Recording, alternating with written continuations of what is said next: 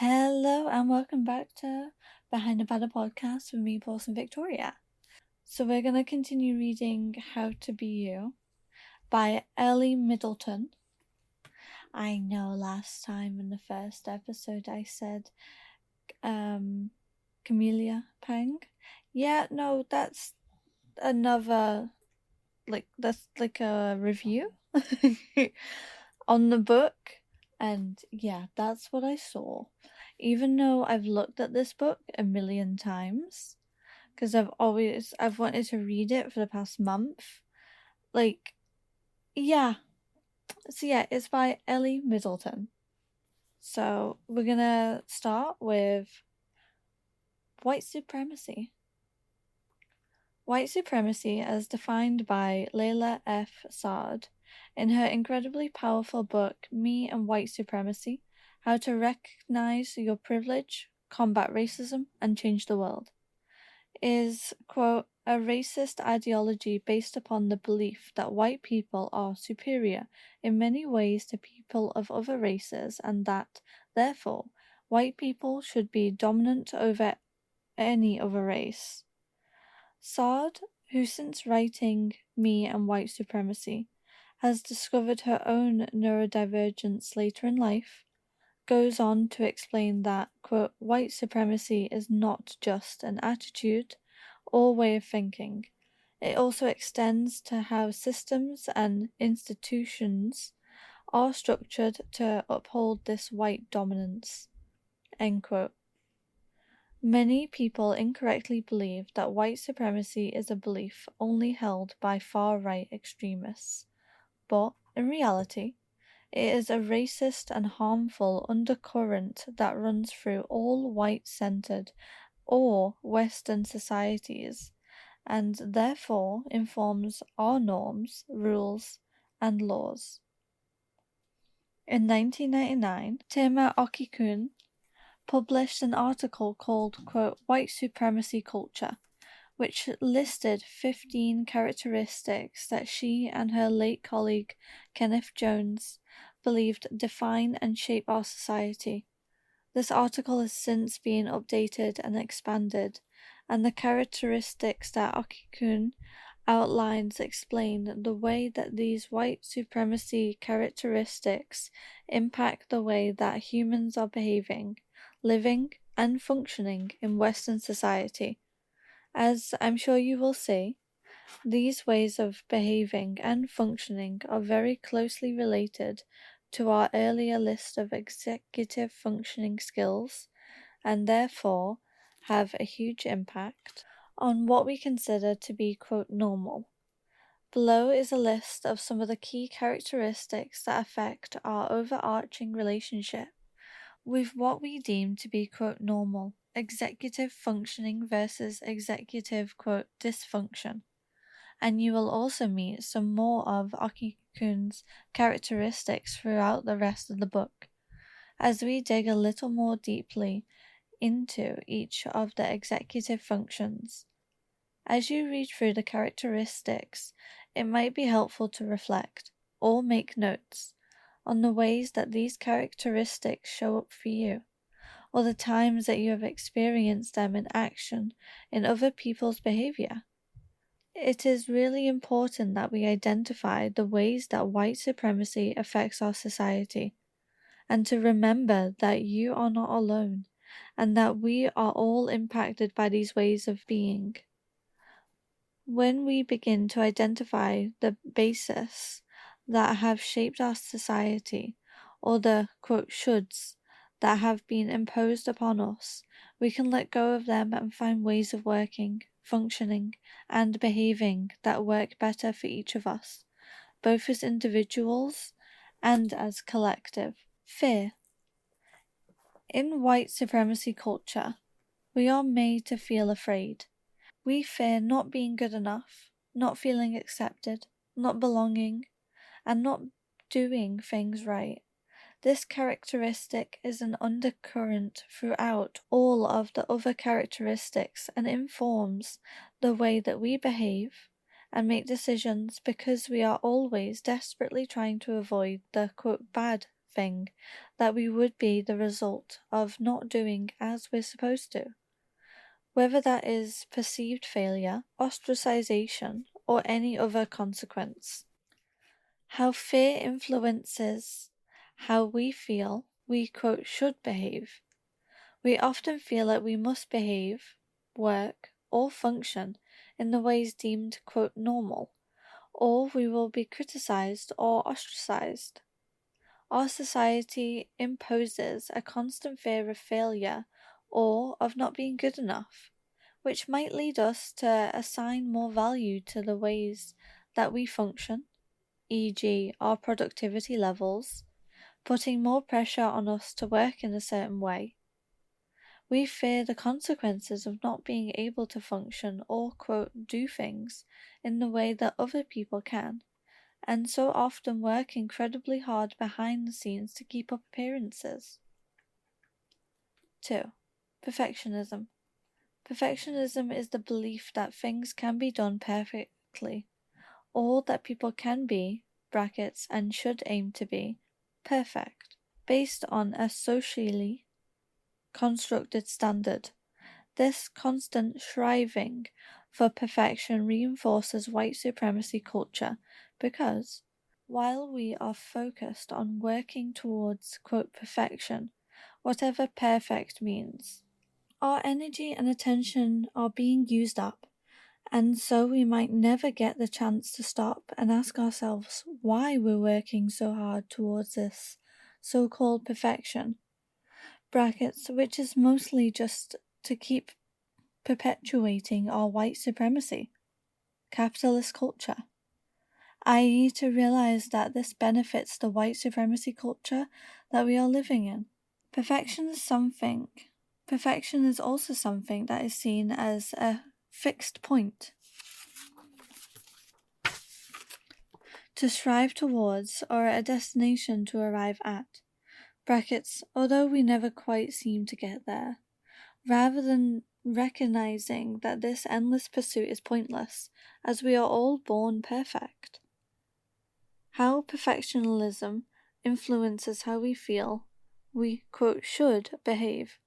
An emphasis on perfectionism means that we're always striving to be more productive or achieve more things, rather than accepting that we're just the way we are, and instead questioning the system's place. As a society, we constantly push ourselves to our limits to improve or grow, even when it doesn't suit us, which means that we assign a disproportionate amount of significance capabilities like organization or prioritization.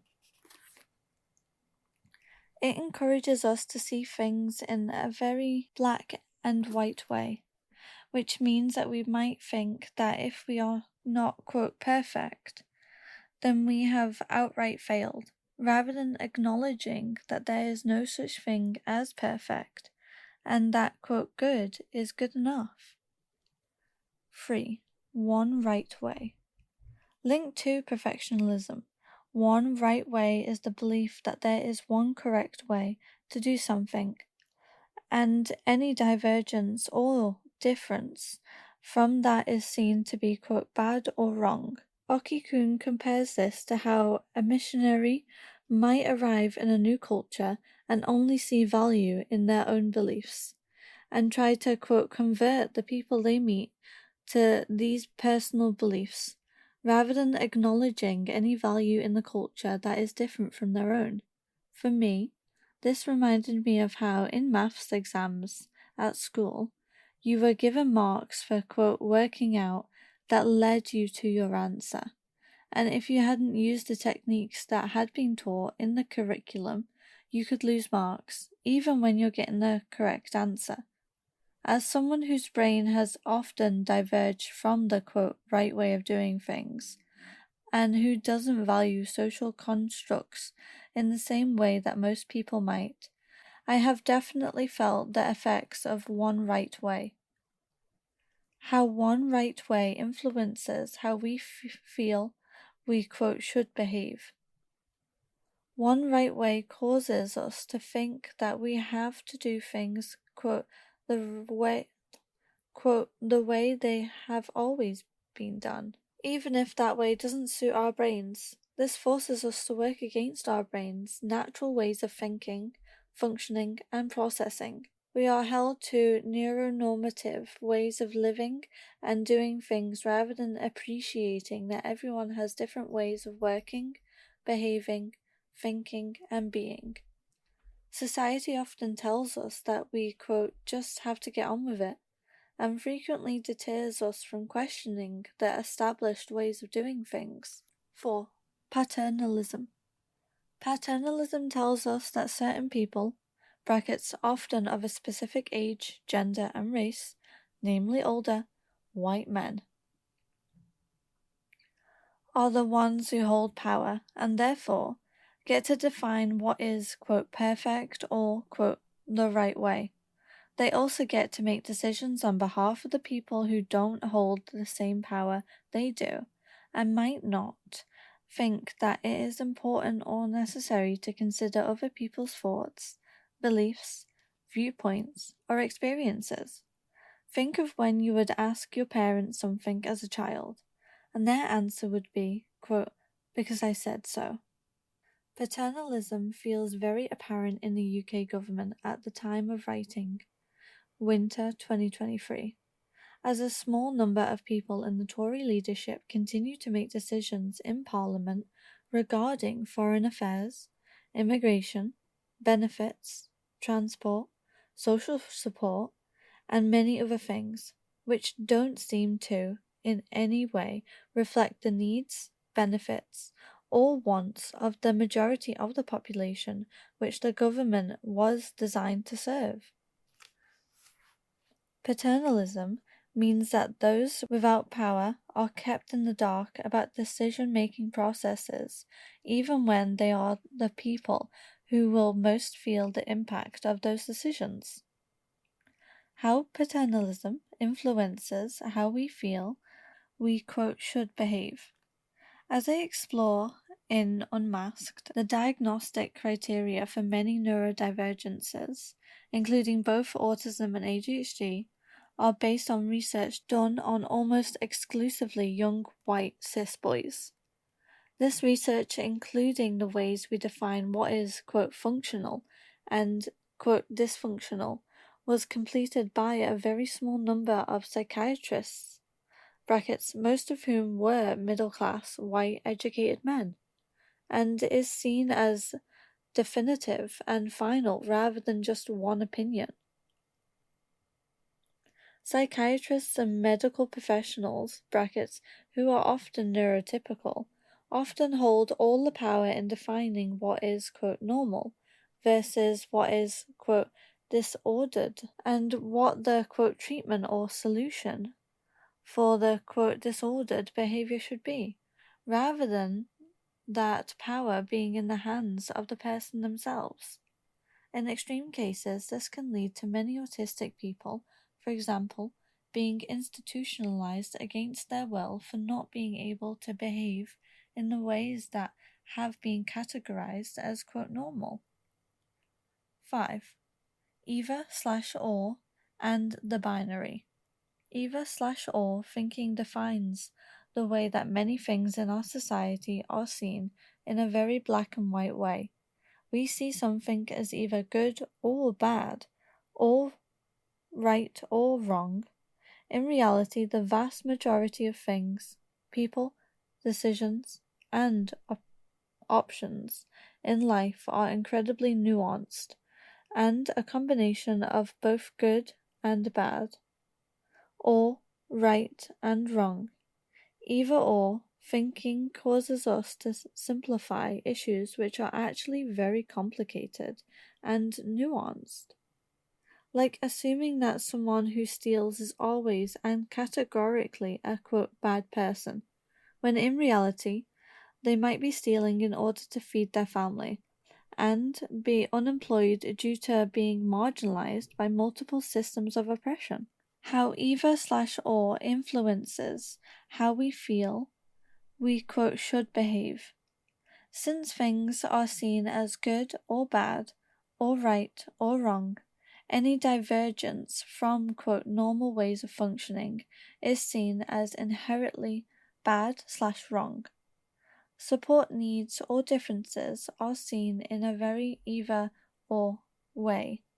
People are considered to be either, quote, normal or, quote, having executive dysfunction, with no in between, which neglects the nuanced and complex nature of spiky profiles. Brackets, more on this in my first book, Unmasked, and how our needs and differences might change day to day or over the course of time. This means that those who are higher masking or have generally lower support needs might not be able to access support.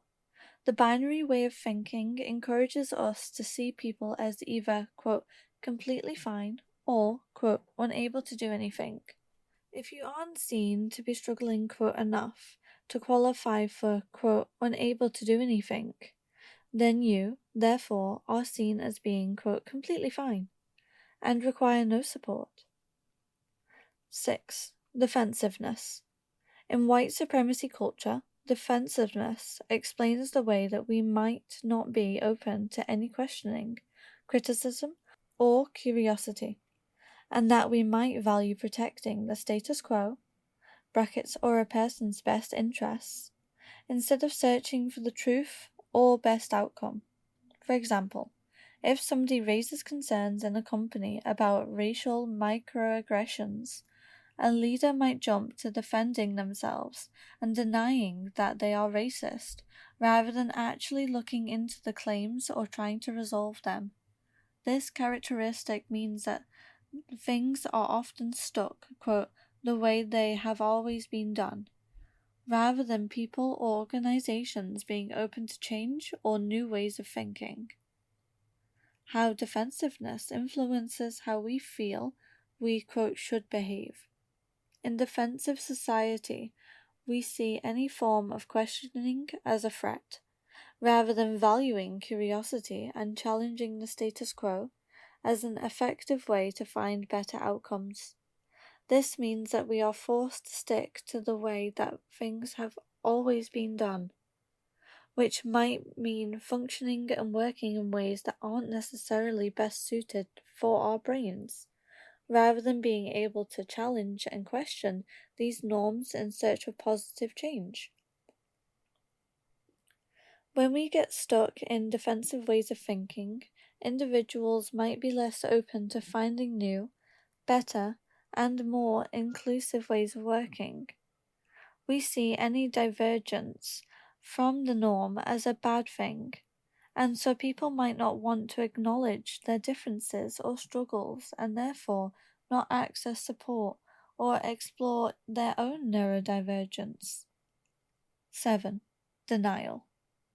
Denial is an extension of defensiveness, which describes the way that people or organizations will jump to denying any accusations of wrongdoing rather than taking the time to explore or consider the claims. They might refuse to consider or acknowledge history or say outright that genuine claims are simply not true. How denial influences how we feel we, quote, should behave. Companies or employers might deny that current ways of working are unhelpful or damaging for those of us whose brains function differently, and so be reluctant to make any changes. The same could even occur within families, where parents are in denial that the ways they were parented had room for improvement, and so carry on the same unhelpful or damaging patterns with their children. Often, challenges themselves are actually denied outright, with people thinking that people are, quote, making them up, or just, quote, not trying hard enough. Often, challenges themselves are often denied outright, with people thinking that people are, quote, making them up, or just, quote, not trying hard enough. People might deny or refuse to believe that the way we have historically pathologicalized any deviation from the, quote, norm ways of behaving, thinking, functioning, or being has been harmful to women and people marginalized for their gender, people of color, and disabled and neurodivergent people. This means that marginalized people continue to be labeled, pathologicalized, ostracized, institutionalized, and even incarcerated simply for being different, rather than us as a society understanding that difference is simply part of human nature. 8. Right to comfort. This characteristic explains the way that in Western culture, individuals often feel as though they have a right to feel comfortable, whether that is emotional support or psychological comfort. One major example we see of this is in the way that when horrific atrocities are happening across the world, many people choose to disengage from the news or social media narrative because watching or hearing about the events taking place makes us feel uncomfortable or uneasy. Well, this is very nuanced, and we all need to protect our mental health to some degree. Being able to disengage at all is a huge privilege, and we should learn to question whether our right to comfort takes precedence over our responsibility to do the right thing. How right to comfort influences how we feel, we, quote, should feel, quote, should behave. In a world where those in power are led to believe that their comfort is a right, they are less inclined to accommodate others in a way which might affect that level of comfort by demanding energy or different ways of working from them. For example, in a typical office setting, they might refuse to share written rather than verbal instructions, as they feel this adds more to their workload. Prioritizing comfort might lead to some individuals, e.g., those who are benefiting from current ways of working, to resist changes or adaptations necessary to accommodate those who struggle with executive functioning. The idea that we have a, quote, right to comfort can contribute to a reluctance to address systemic issues which neurodivergent people or those who do things differently might face. Instead of recognizing and addressing structural barriers, individuals are likely to prioritize their personal comfort and therefore overlook the need for systemic changes in education, workplaces, or social environments. 9. Power hoarding. As the name suggests, a key part of white supremacy culture is that the vast majority of the power is held by a small group of people, and there is no real interest from that group in sharing any of their power. Power is seen as a finite resource with only so much to go around. This can lead to those who do hold power feeling threatened when anyone suggests changes in how things should be done. We can see this hierarchy and structure throughout society. For example, a CEO being reluctant to share power within their business, or a father wanting to maintain power in a patriarchal family unit. How power hoarding influences how we feel we, quote, should behave.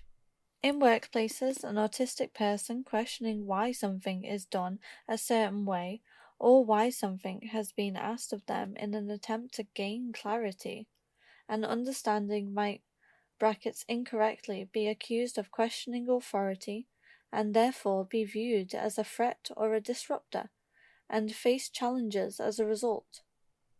The, quote, power of deciding what is deemed, quote, normal versus, quote, disordered typically lies with psychiatrists or other health professionals, rather than each individual being able to define what is normal for them.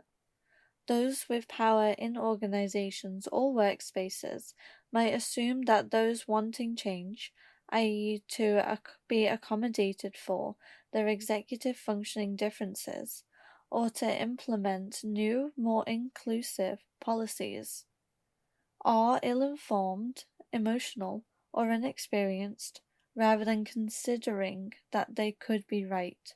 As I'm sure you will have noticed while reading through these white supremacy characteristics, many of them match up closely with the ways we have been told are, quote, right way to do things.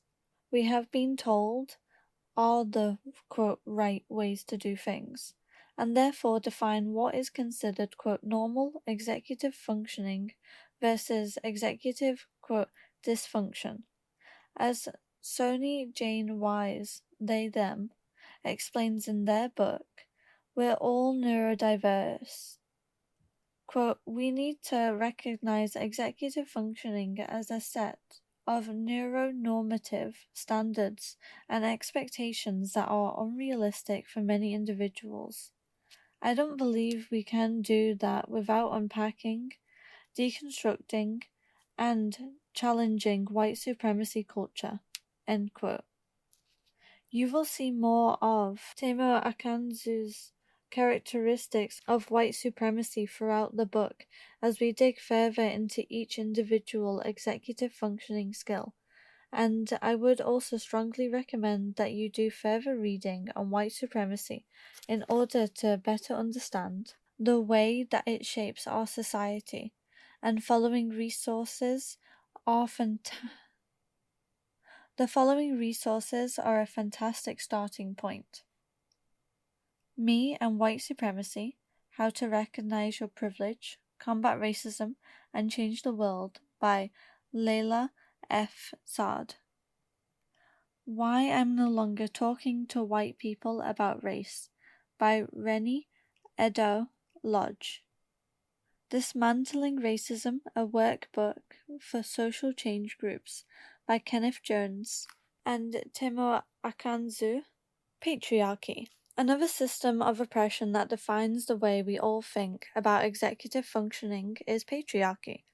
Patriarchy, as defined by Professor Sylvia Walby, OBE, Professor of Criminology at Royal Holloway, University of London, is a, quote, system of social structures and practices in which men dominate, oppress, and exploit women, end quote. It is a social system predominantly defined by men, in which men hold a privileged position. Much of Western society is defined by patriarchy. In the UK alone, women carry out around 60% more unpaid work than men, spending more time on cooking, cleaning, and childcare.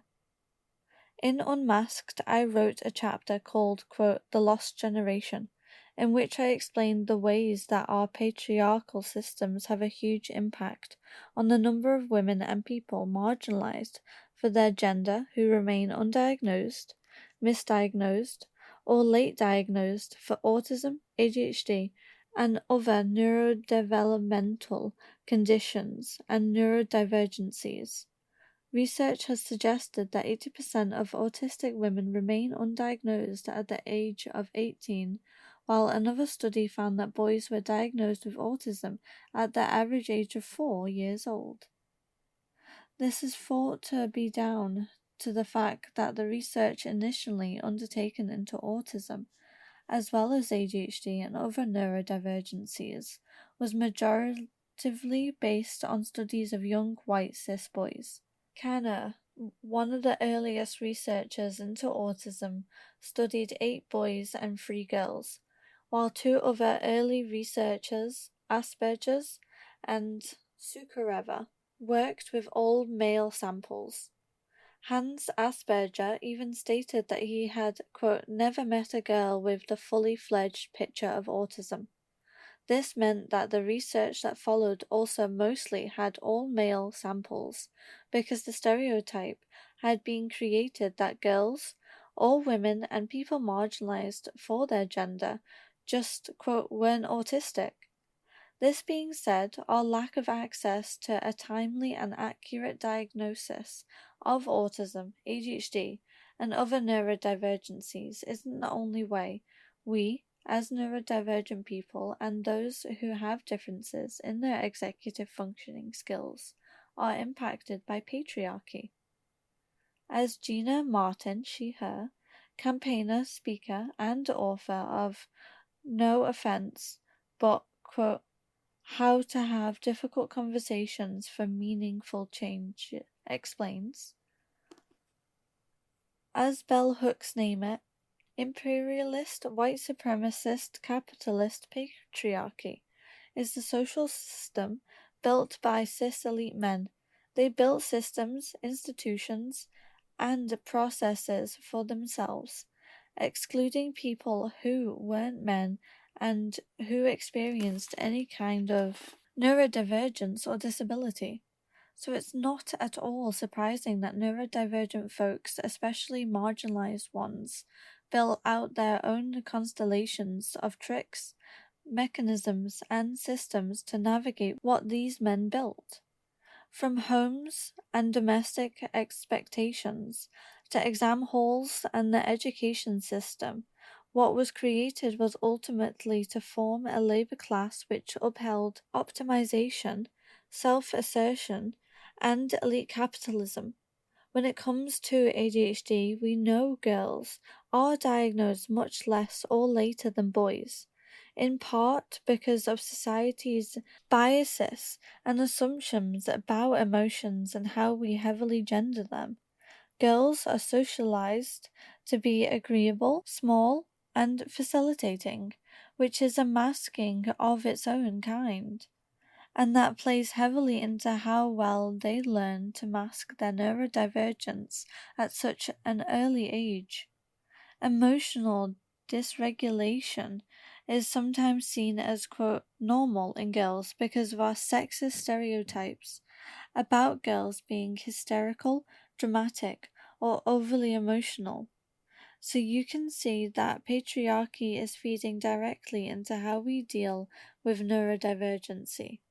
In the same way that Tima Okikun broke down white supremacy into a list of characteristics that we explored earlier in the chapter, Professor Walby argues that patriarchy operates through 6 unique structures, which, as you will see, affect how we define what is, quote, normal executive functioning, and conversely, what we consider to be, quote, dysfunctional. Similarly, to how we delved into each of the characteristics of white supremacy culture above, I'm going to share 4 of these structures, explain their meaning in my own words, and explore the ways these have impacted the societal standards, norms, and expectations held around executive functioning. Brackets, the remaining structures that I won't include are male violence and patriarchal relations in sexuality. Both are very real and have very serious implications. However, male violence isn't directly linked to our views on, quote, normal executive functioning, and will touch slightly on patriarchal relations in sexuality later on in Chapter 3, Inhibition/Impulse Control. It's worth pointing out before we begin that these systems don't only marginalize women, but also deeply affect all people who are marginalized for their gender, such as trans women and non-binary folks. However, much more research needs to be done into the impact on these people. On top of this, patriarchy particularly impacts women and people marginalized for their gender who have intersecting identities and are marginalized by multiple systems of oppression. For example, Black women, disabled women, and people from poor or working class backgrounds. 1. Paid work. As I touched on above, women on average are still paid considerably less than men for doing the same work. In the UK, 79% of gender pay gap reporting employers stated that median hourly pay in their organisation was higher for men than for women. There also continues to be very prominent glass ceiling, a term coined by Marilyn Loden in 1978, which refers to the sometimes invisible barrier to success that many women come up against in their career, meaning that women are less likely to be promoted to senior or managerial roles. Women currently only account for 8.2% of CEO roles in large companies, and it was only in 2023 that the total number of female CEOs of S&P 500 businesses overtook the number of CEOs called John. How differences in paid work influence how we feel we "should behave." As women and people marginalized for their gender are less likely to hold more senior positions within businesses, this means that they are also less likely to have teams working under them who might support them with tasks that require executive functioning skills like organization, planning, prioritization, and flexibility. This means that a woman's difficulties with these tasks might be more obvious, since nobody else is there to fill in the gaps in her skills. For example, if a male CEO struggles with organization, this task might be taken care of by his team or personal assistant, and therefore his struggles wouldn't be as apparent. Whereas, if a woman in a more entry-level role has these same organizational difficulties, it is less likely that there would be a support system in place to help her, and therefore these struggles are more likely to be noticeable and have an impact on the work that she is able to complete or the way she is able to perform. 3. Production relations in the household. As of now, in stereotypical, patriarchal, neuronormative relationships, marriage, and families, women are still expected to take on the vast majority of unpaid labor, which Walby describes as being, under the expectations of her husband. Research from the Office of National Statistics has shown that on average, men do 16 hours a week unpaid work, which includes adult care and childcare, laundry, and cleaning, compared to 26 hours of unpaid work a week done by women. How production relations in the household influence how we feel we "should behave." Similarly to the workplace example shared above, this same disparity in levels of support can be seen in the home. For example, we might not notice that a man (in a stereotypical heteronormative relationship) has difficulties with organization, planning, and prioritization because these tasks might be taken care of by his wife in her unpaid role of homemaker. In addition to this, since women are forced to take on all this additional unpaid labor in the household, they are likely to constantly be spinning a lot more plates, and so it makes sense that some of those plates might fall and crash, and their executive functioning difficulties might be more apparent. Of 9 studies that looked specifically at housework as a form of unpaid labor, 6 reported a relationship between increased housework and poor mental health in women. As our mental health suffers, our ability to function normally is bound to reduce. We are currently seeing a huge increase in the number of women being diagnosed with ADHD, in particular in their 30s, 40s, 50s, and beyond. We know that a lot of this is down to the fact that the diagnostic criteria for ADHD were not designed to account for the experiences of women, and so they have remained undiagnosed and misdiagnosed for many years, and are also a result of the ways that we are socialized as women to be quiet and polite, and therefore mask any of our ADHD traits. However, could another factor playing into this wave of late diagnosis and realization be the fact that many of these women, when only having to take care of themselves, had found coping strategies and ways of working around their executive functioning difficulties so that their struggles were not apparent to the people around them. But once they suddenly had a family, husband, children, pets, and home to take care of, these coping strategies no longer sufficed, and everything came crashing down. In years gone by, white women might not have been expected to work, as they occupied their roles as, quote, homemakers, and their husbands were the, quote, sole breadwinners of the household. However, as feminists have fought for equal rights and women have rightly taken their place in the working world, the expectations held around who is responsible for housework, domestic work, childcare, and other care have not kept up with this changing landscape. This means that women have more responsibilities to juggle than ever before, and our executive functioning skills are pushed to their limits. It is therefore no wonder that we might be struggling to, quote, hold things together in the ways that other undiagnosed neurodivergent people might have done in the past. Brackets. It is important to point out that this stereotypical example comes from a place of white privilege, and black women have historically been enslaved and or made to work in lower paid roles, while juggling this with their responsibilities as mothers, wives, and or homemakers. As Amy Polly, she, her, ADHD and mental health speaker and campaigner explains, being diagnosed with ADHD at the age of 37 threw up so many questions. One of the biggest was, why now?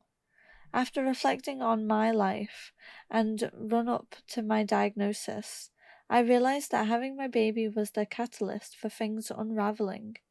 It was at this point in my life that I just had one too many plates to spin, and they all came crashing down.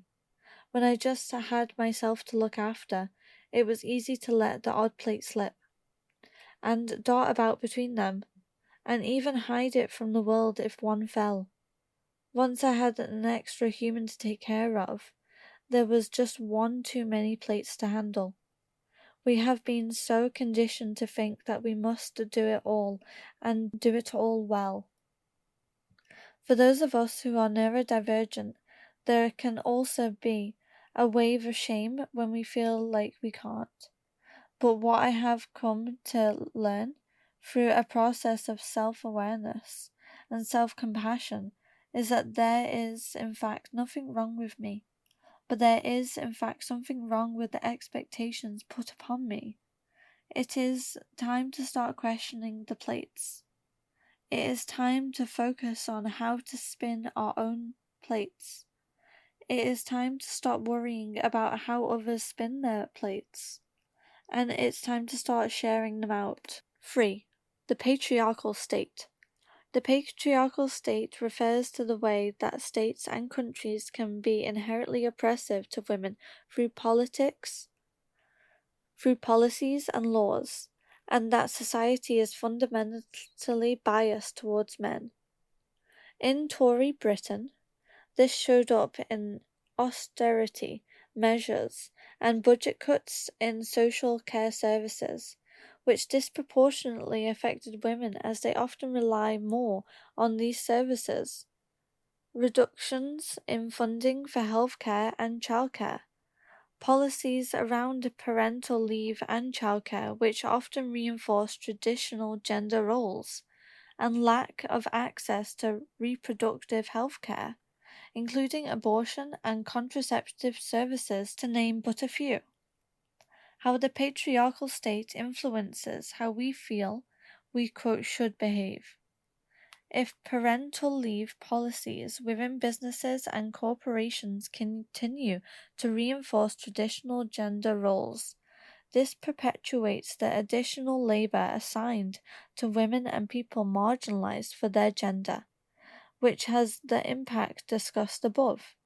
On top of this, a 2019 study by Today found that 52% of women believe that gender discrimination negatively impacts their medical care, and a third of women said they felt a need to, quote, prove the legitimacy of their medical concerns and symptoms to their doctors.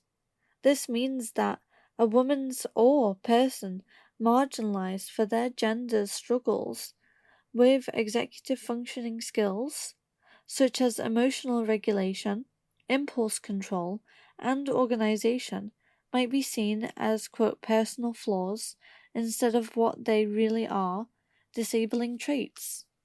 4. Patriarchal culture institutions.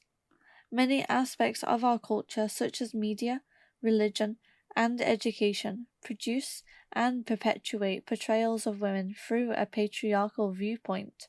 For example, there is still a social norm that a man is, quote, head of the household, or that women are often, quote, emotional, hysterical, or irrational. How patriarchal culture institutions influence how we feel we, quote, should behave. As Gina Martin shared above, quote, emotional dysregulation is sometimes seen as, quote, normal in girls because of our sexist stereotypes about girls being hysterical, dramatic, or overly emotional. Before I was diagnosed as autistic and ADHD, I personally had my emotional regulation difficulties put down to, quote, hormones, and my social difficulties at school put down to the fact that, quote, girls could just be bitches sometimes, instead of them being taken seriously as traits of my undiagnosed disabilities. In a patriarchal culture, men are socialized to, quote, man up and hide their emotions or any display of vulnerability, and women and people marginalized for their gender, while socialized to show their emotions more, are told that in order to be taken seriously, they must learn to do the same. This leads us to label any display of emotions as, quote, dysregulated or, quote, dysfunctional, when in reality, those emotions are a perfectly normal, valid, and human response to specific circumstances or situations. Okay, that is where we're going to leave it for today. We are getting through so much of this. I'm so happy. I'm trying to get through like 20 pages every read. And yeah, thank you everybody for listening to me talk about this lovely book. And if you like this episode, if you like what we do here at Behind the Paddle, then please leave us a like, please leave us a rating on Spotify or Apple. Please do not forget to do that. That would be absolutely lovely. That really helps a lot, especially because we talk about a lot of shadow banned subjects. If you want to help the show in any way, then you can share, like, review, or even donate if you would like to. But yeah, aside from that, I will catch you Monday, and goodbye.